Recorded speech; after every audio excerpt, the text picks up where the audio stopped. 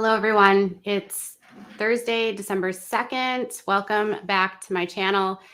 Welcome to my channel. So earlier today, there was a little bit of, I don't even know, some chaos that occurred. It seemed like things were slightly going in the way of Josh's favor because his attorneys were doing a decent job of trying to move the goalposts and make people think that, there was this possibility that there hadn't been, that other people could have been doing this, that there were people that they didn't look into, that somehow what was found was placed by someone else, or really that someone could have accessed what he was doing through his, like a remote access, right? So I don't know if you're familiar with remote access. Sometimes when you call like technical support, for instance, sometimes they'll say, can we remote access onto your computer? And it's basically just a way for someone to go into your computer from a remote destination, and they can like look at your desktop and act on your computer like they're literally on your computer. The problem is that on a secure computer, if there's like a firewall or if there's a program on there that has like security around it so that it only works on the computer itself, no amount of remote accessing would gain access to that specific area. So today they spent quite a bit of time trying to lay this suggestion that potentially Caleb Williams could have remote accessed into his computer, or maybe Matthew Waller did, or somebody else but Josh did this. And it seemed like Matthew Waller got a little bit fumbled, and there was some back and forth that happened where, he said that there was a password that he might know about, and there might not be a password. And the defense, it seems like the defense almost like coached him to remember something that he might not have remembered, or reminded him that he knew something, almost to give the impression to present that there was some doubt that he might have known something, or he could have been involved in this. The issue with Matthew, though, is that he actually moved back to Minnesota. So if you're not familiar, the Wallers are actually from Minnesota. And so I just want to say, like, we don't claim you, Wallers. We don't claim anyone that stands with these people. We don't claim anyone that stands with the Duggars after what happened today.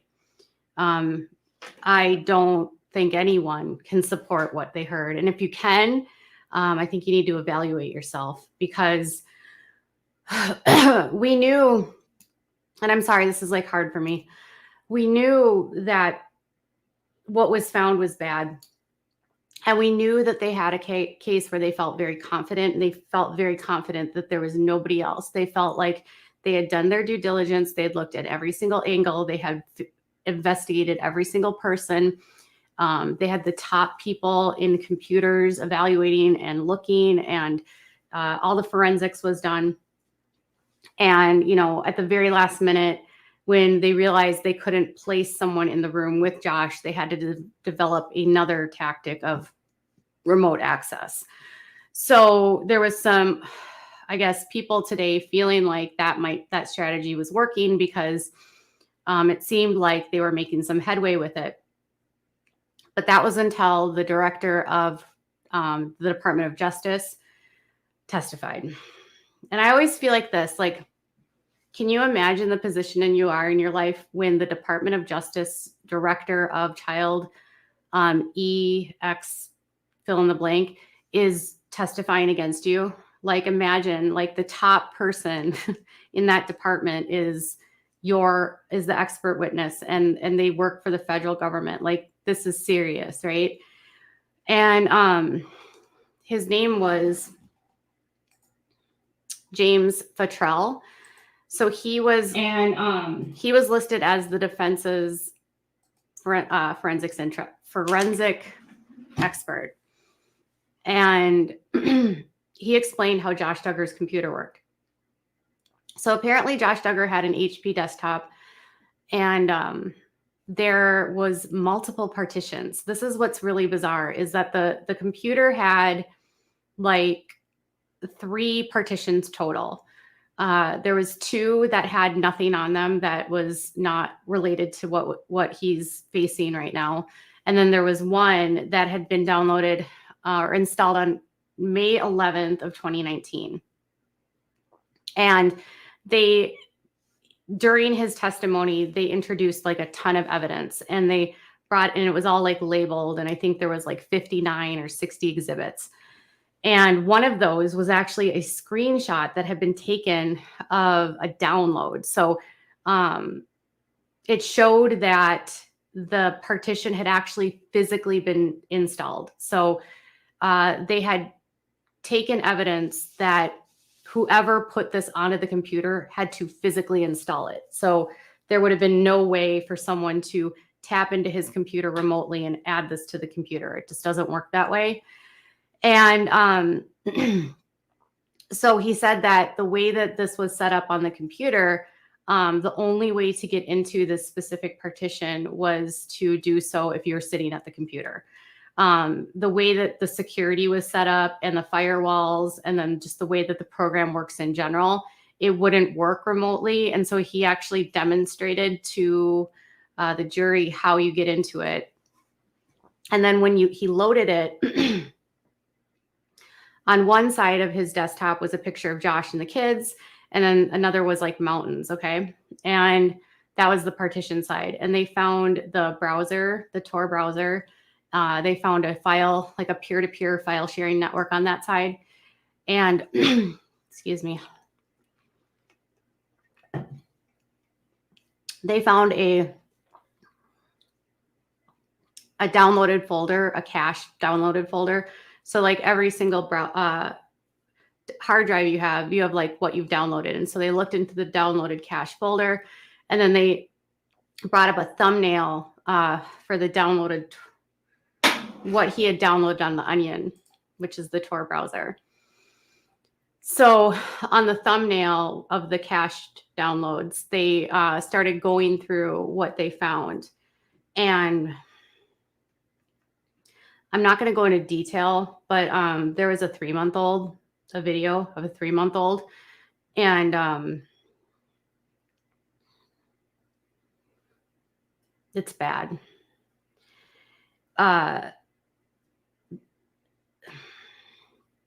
Yeah, there's a video of a 3-month-old. And there was a 30-minute video on there they found that contained a little girl and a couple. There was another one of a little girl with a man. There was a lot of images. And he like described what he was looking at. And you can go to the Sun, or you can read these if you want to read in full description what was on there. I talked about it on my Instagram, and it's just really hard to talk about. The folder contained 65 thumbnail files, and that's where everything, all of the CSAM was found. Some of them were attempted to be downloaded onto the computer, and they didn't have direct proof that the videos and images were successfully downloaded and watched, but they were all there.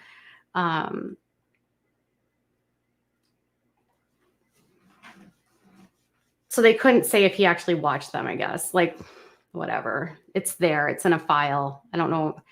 His defense team doesn't. They're so. Oh, God, it's so gross.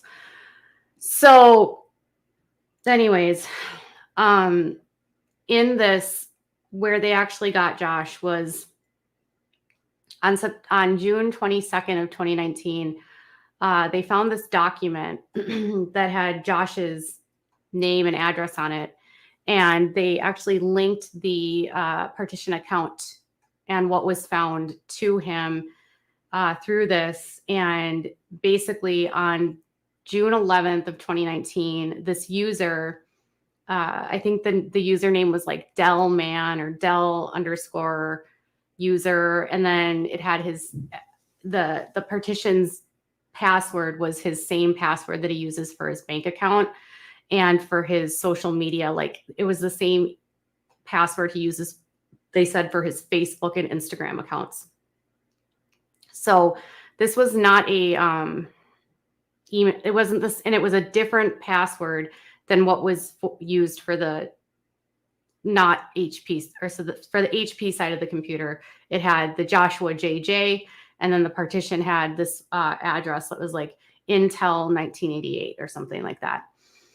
And on the 22nd of June of 2019, this document with his name and address is added in there, and it's downloaded or something. And then he deleted it, or the user deleted it.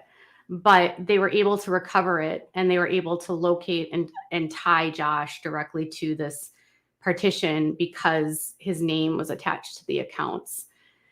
And so they are confident that it was Josh, and based on the fact that they also had timestamps of like photographs of him, like literally at the computer at the same time as things were being downloaded on the partition side.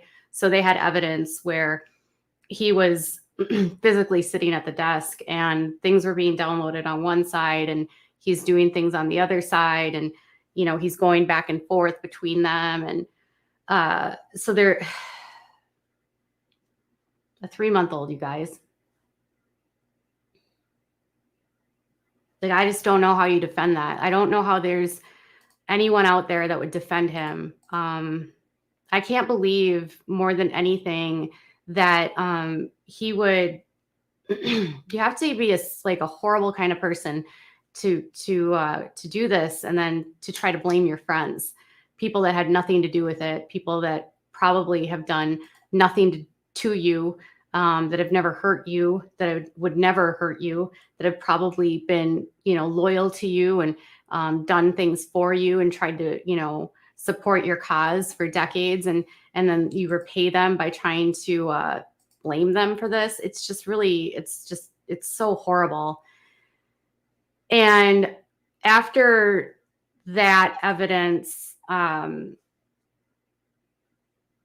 jurors left with that. So they have to think about what they saw. And if you're wondering if the images and videos were shown to the gallery, the answer is no. So the gallery heard the descriptions, but they did not see the videos or the photos. Those were all given to the jury.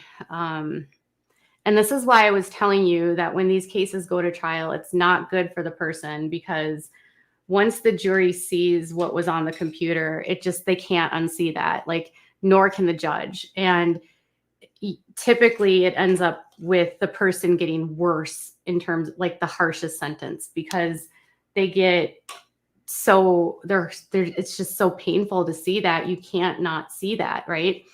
If he were to take a plea deal, none of that would become visible. No one would have known, you know. We wouldn't be talking about the 3-month-old because we didn't know that there was a 3-month-old. We thought it was like an 18-month-old. Not that it's any better, you know, but it's like this idea that there was an infant, like a little tiny infant. Like, he's got a 2-month-old baby and there's a 3-month-old, you know. It's like,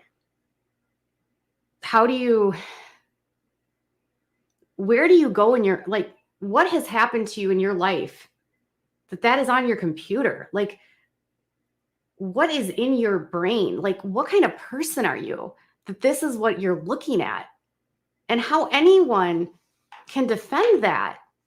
Like, the fact that Jim Bob Duggar is willing to try to pin that on innocent people, and he's paying probably hundreds of thousands of dollars for this, and he's doing this because he wants to save the name of his family and you know, hurt other people. It's just really, I don't know how anyone could support the Duggars after this.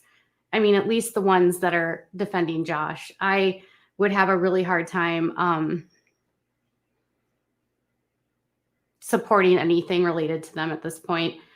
Of course, the ones that have spoken out and that have disconnected, I think, and I hope some will disconnect.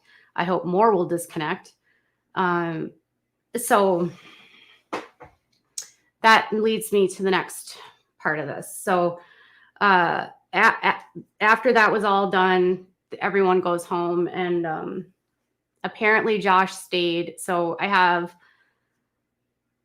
a lot of locals now that are reaching out to me, and someone told me that they were at the courthouse and Josh actually stayed in the courthouse for over an hour after the trial was after the day was up. And I think there's real concern now for Josh, that now this information is out, that they might be concerned for his safety, because they made a point that when it was adjourned, they did not, because there's all the press outside and everything, and he stayed inside. He did not go outside. And every other day he had gone right out and he left, but not today. He stayed inside after what happened. And I don't know. I'd be surprised if he survives. If he goes, I don't know. I don't know how anyone can do that, you guys. I don't know how anyone can do that. And I don't know how. I can see why people would do that. I don't agree with doing that. I just, people have very visceral reactions to that. And I just don't know how if he goes into the federal system, will survive. I just can't imagine. So, anyways, obviously people, so a bunch of the Duggars were there in the morning and they did not stay for the afternoon. Like Justin did not stay for the afternoon. I don't know if like Anna was there, who else was there, but Joy and Austin were there in the morning. And so just to give you a follow-up, I spoke to someone this afternoon who called me, and they told me that it was like maybe in October or November of this year, or so a year ago, right? 2020. I guess Austin found out what was going on because Jim Bob didn't tell them. So Jim Bob made everyone feel like this wasn't really he put out that statement and said it was fake news. And so he had convinced everyone that it wasn't really real. And the problem is that some of the guys that were interviewed as witnesses, or that were interviewed by the Department of HSI, they knew what it was about and they knew why they were interviewed. And so people knew, even though they weren't telling people, people knew. And that started to, it's not a real big circle. They have there's a lot of them, but the upper echelon, they all kind of know each other. They all interact and intermingle. And so it started circulating last fall. And that's kind of how Austin found out. And he found out what the investigation was about. And that's really kind of what started the tidal wave of Joy and Austin starting to kind of wake up, because Jim Bob had told them that it wasn't anything. And then he had to find out from like friends of what it was. And then he finds out again, not from Jim Bob, but through court testimony about what happened to his wife. So Joy and Austin were there today, and Joy was apparently having a really tough time, really, really struggling, and just had to be like comforted a lot by Austin. And I don't know, I don't know if they were there this afternoon. I hope some of the Duggars were there. I hope some of them that were there, could hear what was found. I hope they didn't go away at the last minute so they didn't have to hear about it. So they didn't have to hear the truth about what happened and what they found and how they found Josh's name attached to it. so they can't live in denial. I really hope for the sake of the truth, some of them stayed. Although I know some of them won't stay because it's easier to live in a world of denial and giving a thumbs up while you're walking out of a really, serious hearing is easier. So I guess my biggest takeaway here is that we knew quite a bit of what was going to come out of this. We had no idea the gravity of it. We didn't know that his name was found in the partition. They hadn't released that before. They didn't tell us that. I mean, before today, I didn't realize that. Like, that was almost like their smoking gun. Like, they found his name attached to this account. And you can't remote access it. He admits that no one was there those days. So who else was it? I know he has a right to a defense, but the fact that he's put so many people through this, and then he has a father that has enabled it, and then a mom that just does nothing, I can't fathom. I can't believe the show is still on TLC. I can't believe.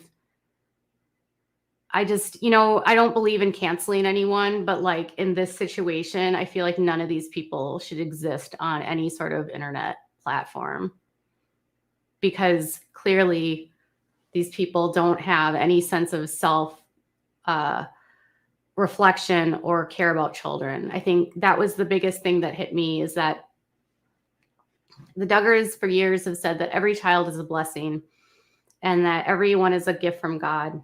And yet there was children that were someone else's babies in these videos that were found on that computer. And what about those kids? Like, were they not gifts from God? And if they care about, and they spend all their time doing their pro-life rallies and worrying about what's going on in my uterus, but what about those kids? What about that 3-month-old? Like, it's the hypocrisy for me. It's the utter hypocrisy for me. It's been 20 some years of this long, drawn out con. And I don't know how anyone connected to Jim Bob or Josh can rebound from that. I don't know. I fully believe he'll be convicted, but I'm sure they'll try to get him out of it. Tomorrow, I think, is where they'll have maybe some testimony from the past stuff he's done. So tomorrow could also be a pretty tough day. I think like one of his sisters is going to testify, and I think they have Bobby Holt that has to testify and Jim Holt that's going to testify. And I think Jill's going to testify. And I just don't think that there's a way out of this for him. And I hope there's not, because no child is safe around him. And I don't know how the Duggars even have custody of any of their kids, basically. Because if this is what's going on in their house and they've just turned a blind eye to it, I don't know how any child is safe around them. So I'm going to wrap it up with this. I hope you guys can try to unwind and try to separate yourself from this. I realize it's a very tough topic. Be really, really kind to yourself. If you need help, RAINN is available 24 hours a day.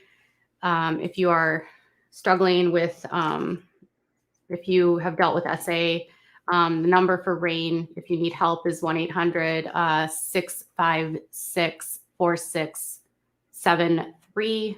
That's the National SA Hotline if you are in need of help. But please be kind to yourself tonight.